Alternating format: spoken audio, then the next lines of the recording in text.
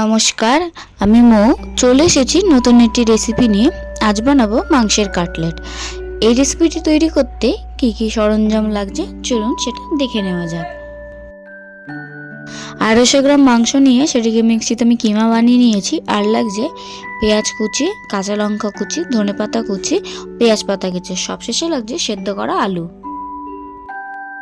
এবার একটা পাত্রে মাংসের কিমা নিয়েছি, তাতে দিতে হবে স্ম্যাশ করা আলু। কিমার সাথে ভালো করে মিশিয়ে নিতে হবে।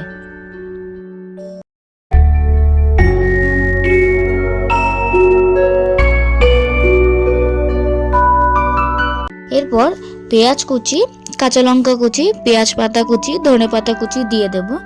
দিয়ে এবার একে একে এর মধ্যে সব ধরনের গুঁড়ো মশলাগুলো দিয়ে দেব।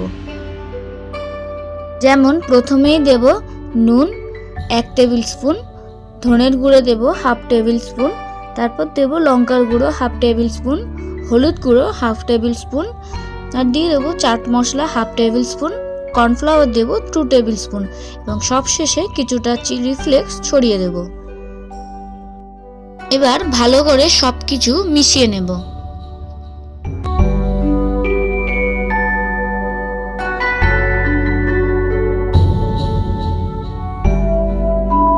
দেব 1/2 টেবিল স্পুন আদা রসুন পেস্ট, আর দিয়ে দেব 2 টেবিল স্পুন বেসন।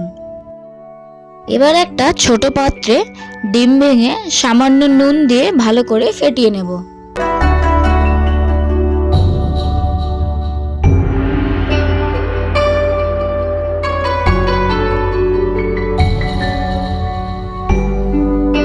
এবার মাংসের কিমাটি নিয়ে গোল গোল করে একটা পাত্রে তুলে রাখবো।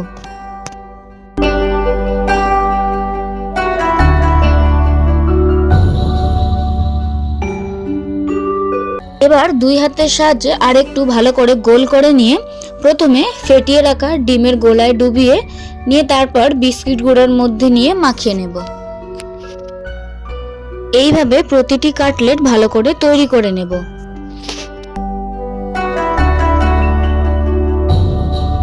প্রতিটি কাটলেট ভালো করে ভাজার জন্য পুরোপুরি তৈরি হয়ে গেছে। এবার এটিকে ফ্রিজে 30 মিনিট মতো রেস্টে রাখবো।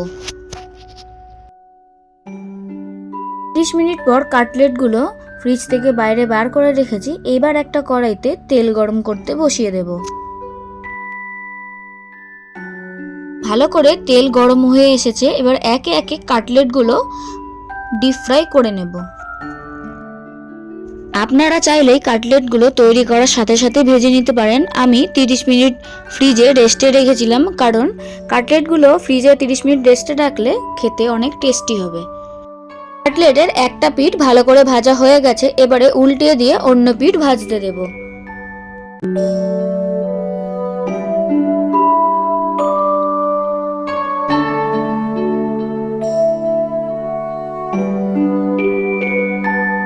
দেখুন মাংসের কাটলেট আমার সম্পূর্ণ রেডি।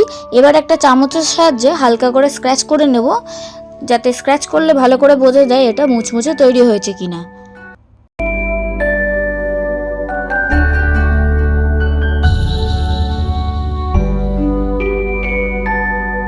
তাহলে আজকে ভিডিওটি এখানেই শেষ করছি।